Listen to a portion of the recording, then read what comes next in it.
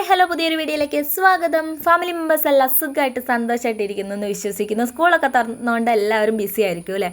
അപ്പോൾ എൻ്റെ എക്സ്പ്രഷൻ കണ്ടിട്ട് നിങ്ങൾ പേടിക്കേണ്ട, അതേ ഒരു സാധനം കഴിച്ചിട്ടുള്ള എക്സ്പ്രഷനാണ് കേട്ടോ. ഇത് നമ്മുടെ മുള്ളാത്ത, മുള്ളഞ്ചക്ക, ലക്ഷ്മണപ്പഴം, മുള്ളാത്തി, ബ്ലാത്ത എന്നൊക്കെ പറയും. അതിൻ്റെ പേരെന്താ? സോർ സോപ്പ് എന്നാണ് പറയുന്നത്. പ്രൊണൗൺസ് ചെയ്യുന്നതിൽ എന്തെങ്കിലും തെറ്റുണ്ടെങ്കിൽ സോറി കേട്ടോ. അപ്പം നമ്മുടെ മുള്ളാത്തയാണ് ഇത്. മുള്ളാത്ത ഫസ്റ്റായിട്ട് കഴിച്ചപ്പോൾ ഉള്ളൊരു എക്സ്പീരിയൻസ് ഷെയർ ചെയ്യാൻ വേണ്ടിയിട്ടാണ് ഞാൻ വീഡിയോ സത്യത്തിൽ എടുത്തത്. പക്ഷേങ്കിൽ ഈ മുള്ളാത്താനെ കുറിച്ച് നമ്മൾ അറിഞ്ഞു കഴിഞ്ഞപ്പോഴത്തേനും നമ്മൾ എന്താ കഴിക്കാൻ ഇഷ്ടമുള്ളവരുണ്ടായിരിക്കും. പക്ഷേ എനിക്ക് ഈ സംഭവം അത്ര ടേസ്റ്റ് എനിക്ക് പിടിച്ചില്ല കേട്ടോ.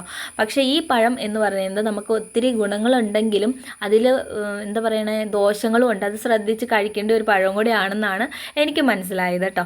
അപ്പോൾ അതേ ദഹന സംബന്ധമായ രോഗങ്ങൾക്കും ക്യാൻസറിനെ പ്രതിരോധിക്കാനൊക്കെ നല്ലതാണെന്നാണ് പറയുന്നത്. പക്ഷേങ്കിൽ ഇത് നമ്മൾ ഓവറായിട്ട് കഴിക്കാനും പാടില്ല എന്നാണ് ഞാൻ സെർച്ച് ചെയ്തപ്പോൾ കണ്ടത് കേട്ടോ. അപ്പം വെറും വയറ്റിൽ ഇത് കഴിക്കാൻ പാടില്ല. ഓവറായിട്ട് അതൊരു പഴത്തിൻ്റെ ഒരു കാൽഭാഗം അതിൽ കൂടുതലൊന്നും ഒരാൾ കഴിക്കാൻ പാടില്ല. പിന്നെ അൾസർ, ആസിഡിറ്റി അങ്ങനെയുള്ള രോഗങ്ങളുള്ളവർക്ക് ഇതൊട്ടും ഒരു നല്ലതല്ല, ശരീരത്തിന് നല്ലതല്ല. ഗുണങ്ങളിലേറെ ദോഷങ്ങളായിരിക്കും ചെയ്യുന്നത്.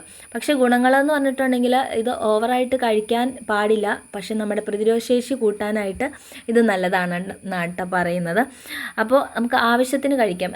നമ്മൾ അധികമായാൽ അമൃതം വിഷം എന്ന് പറയുന്നത് പോലെ തന്നെ ഈ ഫ്രൂട്ട് ഒരു ഫ്രൂട്ടിൻ്റെ ഒരു കാൽഭാഗമാണ് കേട്ടോ ഒരാൾക്ക് കഴിക്കാൻ പറ്റുക. അത് കൂടുതൽ കഴിച്ചിട്ടുണ്ടെങ്കിലും ദോഷമാണ് ഫലമെന്നാണ് കേട്ടോ പറയുന്നത്.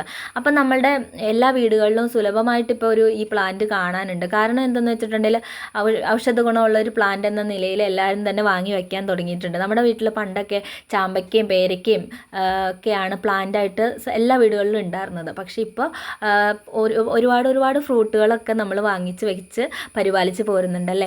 അപ്പോൾ ഇത് ഗുണങ്ങളും ദോഷങ്ങളും അതിൻ്റെ അറിഞ്ഞിരിക്കേണ്ടത് ഏറ്റവും അത്യാവശ്യമാണ് കേട്ടോ. അപ്പോൾ എൻ്റെ കുഞ്ഞു അറിവുകളാണ് നിങ്ങൾക്ക് ഞാൻ ഷെയർ ചെയ്തു തരുന്നത്. എന്തെങ്കിലും തെറ്റുകുറ്റങ്ങളുണ്ടെങ്കിൽ കമൻറ്റ് ബോക്സിൽ പറയാവുന്നതാണ് കേട്ടോ. അപ്പോൾ ഞങ്ങളിത് കഴിച്ചപ്പോൾ ഉണ്ടായ ആദ്യത്തെ എക്സ്പീരിയൻസ് ആണ് കേട്ടോ പറയാൻ പോകുന്നത്.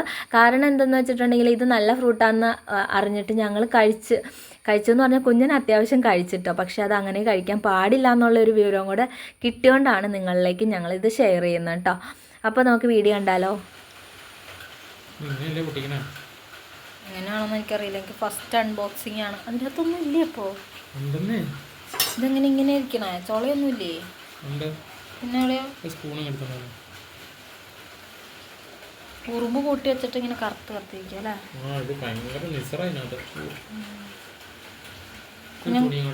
കുഞ്ഞ് കഴിച്ചിട്ടുണ്ട് ഇതിനു മുമ്പ്? ഞാൻ ഇതിനു മുമ്പ് കഴിച്ചിട്ടുണ്ട്. ഈ ചുണ്ടൻകുഴിക്കാരുടെ വീടിൻ്റെ മുകളിലും ഉണ്ടായിരുന്നു. പക്ഷേ എനിക്കിതിൻ്റെ ടേസ്റ്റ് എനിക്കറിയാൻ പാടില്ല. നമുക്ക് തിന്നോക്കാം. റെഡിയല്ലേ? സ്പൂൺ എടുക്കുന്നത് ഇതിനകത്ത് കുരുവൊക്കെ ഉണ്ടെന്നാണ് കേൾക്കണത്. ഒരു പാത്രം കൂടി കിടന്നുണ്ടോ? ഇത് മറ്റേ സാധനം കണക്ക് തന്നെയാണ്, ചക്ക കണക്ക് തന്നെ. ആഞ്ഞിലിച്ചക്ക പോലെ ഉണ്ടല്ലേ? ആത്തച്ചക്ക അതന്നെ. കാണിച്ചേ. അത്ര ഒരു ചോളയാണോ? രണ്ടെണ്ണം.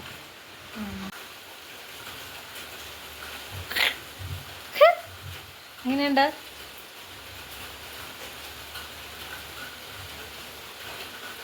ടേസ്റ്റ് ഇല്ലാലും പക്ഷെ ഒരുപാട് ഗുണങ്ങളുള്ള ഒരു പഴമാണ് ഇത്. ഗസ്തപ്പഴം. മധുരമല്ല, കുരുല്ലേ, ഒരു പുളി ഒക്കെയാ. പക്ഷെ ഇത് നല്ല വൈറ്റമിൻ ABC ഉള്ളവരുടെ തിന്നു. കുരു കാണിച്ചേ.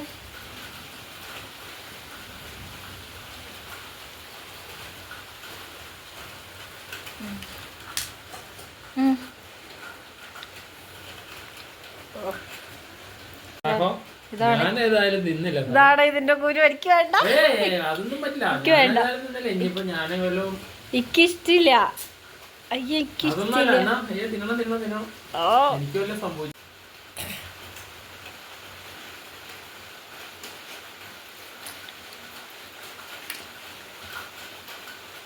എന്തോ മിഠായിയുടെ ടേസ്റ്റ്.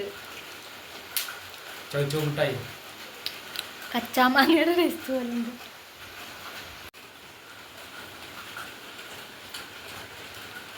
തച്ചിന് തിന്നുന്നുണ്ട്. ഇഷ്ടപ്പെട്ടോ? ആമിക്കും പഠിക്കും കൊടുത്തു നോക്കിയാലോ? പുളിയാണോ?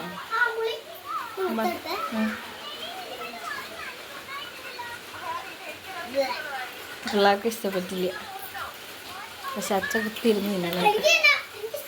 നല്ലതാണോ? ഏതോ മിഠായിയുടെ ടേസ്റ്റില് അമ്പാടിക്ക്